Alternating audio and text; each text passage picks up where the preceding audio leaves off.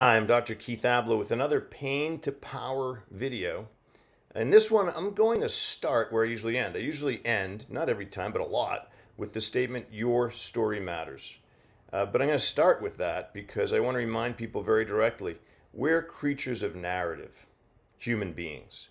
The way that our lives unfold should be according to a nonfiction narrative, who we really are, what we really care about, what we really want to express, our real opinions forcefully presented.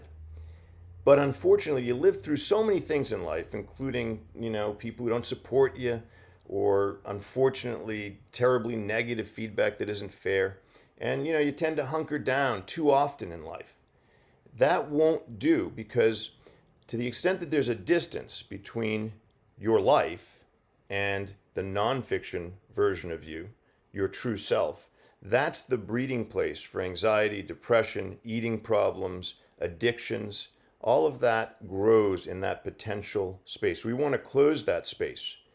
And in order to do that, you really have to find, what do you really care about? What are your real opinions?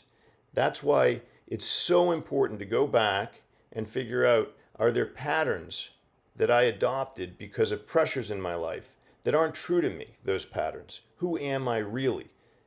That's going to help extinguish anxiety and depression and eating problems and the rest. There's another reason for that, because for to do that, and that's for all of us, because in truth we're such interconnected narratives.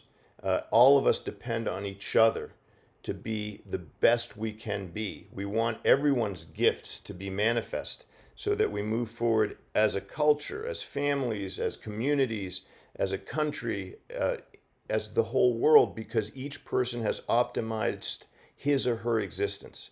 That's the goal, I think, of life. And I just wanted to say it directly.